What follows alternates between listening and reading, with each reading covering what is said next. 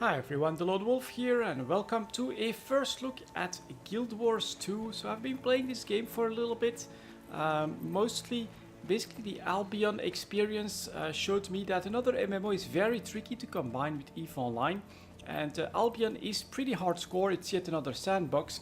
So as a result, I'm now giving Guild Wars 2 a look because first of all in September there's a new expansion for it coming out. The base game is free to play, so all of this is just free for you to check out as well. And I've been following DogGod Game on Twitch, and he basically describes Guild Wars 2 as the king of the casual MMOs.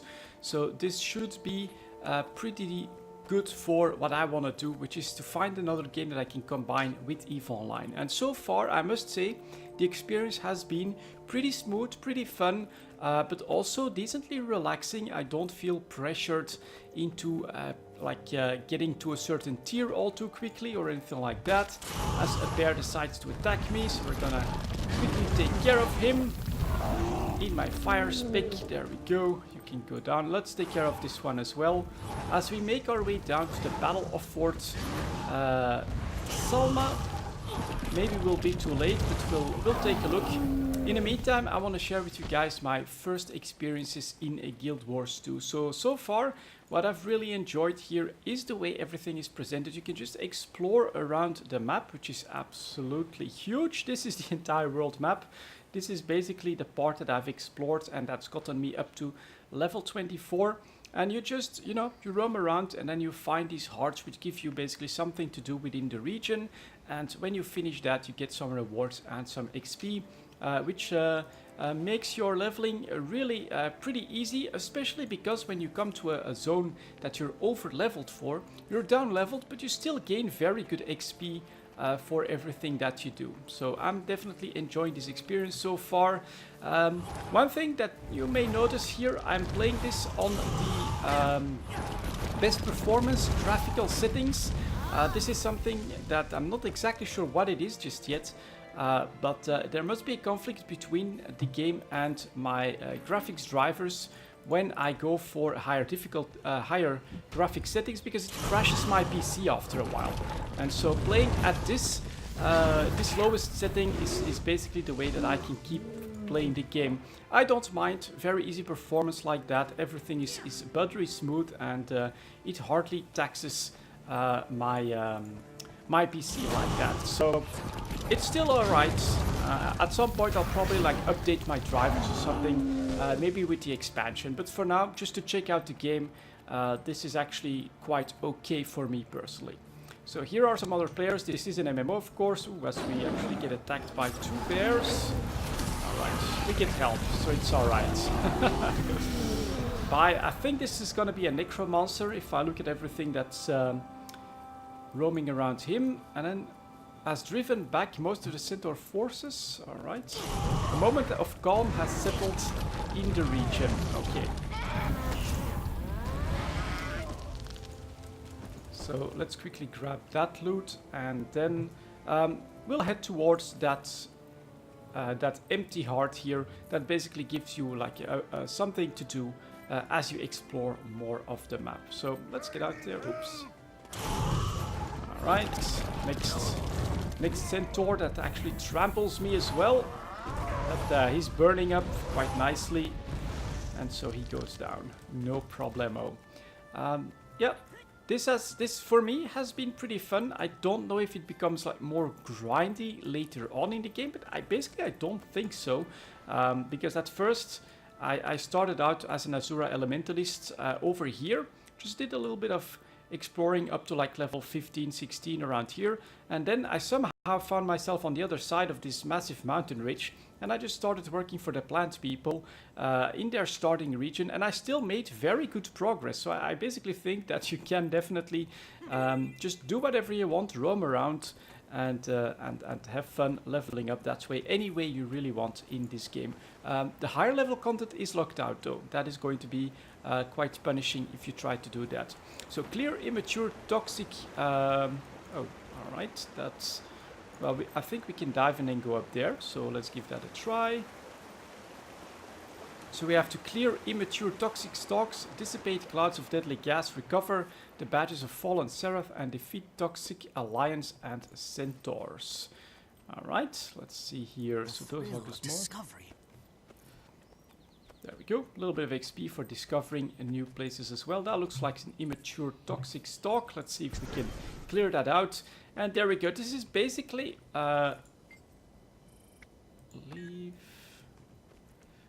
this is basically one of the aspects of how you gain XP in this game. So you can now see that whenever I do stuff within the region that falls within the quest, I get progress on this progress bar. It usually doesn't take all that long. So there we go, another toxic stalk that has been stamped back in the ground. Let's see what this is. Toxic seedlings. Let's see what happens if I try to take those out. As we take a sample, we also take a little bit of damage, and I get feared from that. Interesting. Let's see what this is. Air purifier location. You must be carrying an air purifier to actually do that, which I'll probably pick up on from the quest giver. But let's see what happens if I go for these toxic seeds. Oof, that's probably a pretty bad idea considering how low I am. I hadn't even noticed that. So let's head back towards the quest giver, and there you go. Go out of combat and you regain your health pretty damn quickly. Let's see. I found some badges, which again adds to progress. Let's see what sort of a mess. What can I do? Toxic gases. How do I clear the gases? Take one of the purifiers. So that's what you need to do. So you grab the purifier,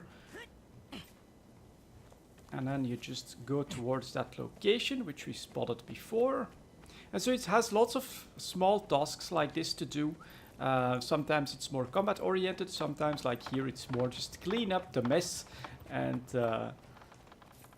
as we place that one there, again, this is starting to pump up all of that toxic air. Alright, let's see if we can... Aha! Brackish scale. I wonder if that one counts as well. So let's start to do some damage. Actually takes quite a bit of damage, so we'll add this. And did that help? Not sure. I couldn't quite tell.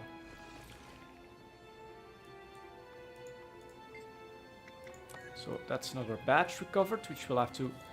A toxic worm. That sounds like something that that we'll need to destroy. And another immature... Ooh, man, that does a lot of damage. Okay. Don't walk into too many of those. But let's stamp this one out again.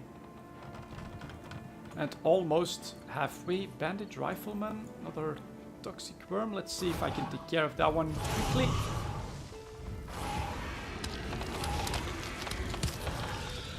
Those are all misses. Lucky for me. And so that toxic stalk, do I have to basically destroy that as well? Looks like it. I don't think that's gonna move. So we'll add this one. Veteran. Alright, so this pops up as well. Ooh, and he doesn't like me. Okay, which is something that I'm not going to be able to do on my own, but here comes a char character to help me out. So let's switch out to some healing. And let's follow him for now. Okay. Holy crap! Get out! What the hell? Trying to add a little bit more healing. He's actually going to... If this keeps up... No, okay. We somehow managed to get out of combat. Phew! That was close. That was close. So, on the higher levels, you do get some more difficult stuff to take care of. But it looks like we got out. Let's see if the Bandit Rifleman counts as well.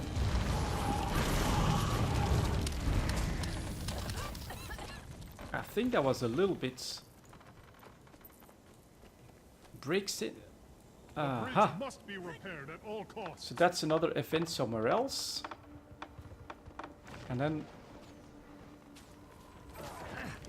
Okay. Yeah, he doesn't like it when you attack his stalks apparently. So that's, I think, what's happening there. care of this rifleman here. Another one of these. That's a sapling. Let's stamp this one out. While I think this is pretty damn cool. This is really a very much a living and a vibrant world, in my opinion. Whoops. Let's try and avoid all of that. That's again not very good. So we're gonna try to get the hell out of here and basically circle back towards the quest giver. Another sapling. But yeah, as I was saying, I think that this is very much a living world where you can do whatever you want and basically really create your own story. You can play solo, you can play with lots of other people, but overall this is definitely something that I can see how it is more casual, because basically anything and everything that you do helps you out. What the hell was that? Something else chasing me? Oh, that's my gathering. What? Let's get the hell out of here. I'm basically constantly running from that evil guy. Let's take care of him quickly, then take that immature sapling and stay on the move. This is something that is definitely different from other MMOs as well, like what's it called? Elder Scrolls Online here. You can do your stuff while you're constantly moving as well, which I think is pretty cool. Lots of AoEs as well, so I really do enjoy this so far. Veteran Toxic Worm, he's taking a little bit of damage, but I don't think that we've got a dedicated group going after them. So let's see, maybe we'll pick up another Purifier. And there's still lots for me to discover, because the one thing... I found some of these. Let's grab this. Alright. Let's grab this. I think there was one up there. So what I was trying to say is there's definitely like lots of currencies that you get and that I'll need to explore. I'm not sure about the crafting system, how any of that stuff works. But yeah, from that standpoint, you know, this is definitely a mature game. So you have a lot of complexity to work your way through. But overall, so far, this does seem to be a pretty accessible game that that I can see as a casual MMO that might actually just be doable. Found some badges to add to someone that already has basically a main MMO. So let's grab this.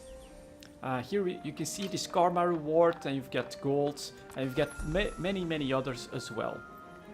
So there we go. That's one quick quest done in, well, a good 10 minutes. That's definitely feels pretty doable. Let's see if we can spot, yeah, over there there's something happening. So we can just take these waypoints and then let's see if we can maybe help out or find out what's happening. Oh, it's already over apparently, just as I teleported in. So there's lots of people working on this. I thought I'd show this to you guys, but whoa, what the hell? I'm being attacked? From what? Oh yes, if I remember correctly, it's bombardments from that fort. Let's see what's happening up there. Switch to my water spec. Another really cool aspect here. I'm an elementalist, so you would think you're just a mage that does damage, but no, here I've got 2 healing spells as well, which is something that's really cool. So if I come across people that are running a big event, I can just switch to a support-oriented build, help them out a little bit more, and not only stick to the damage build. And if I'm solo, I just switch back to fire so that I clear out the mobs as quickly as possible, doing a maximum damage.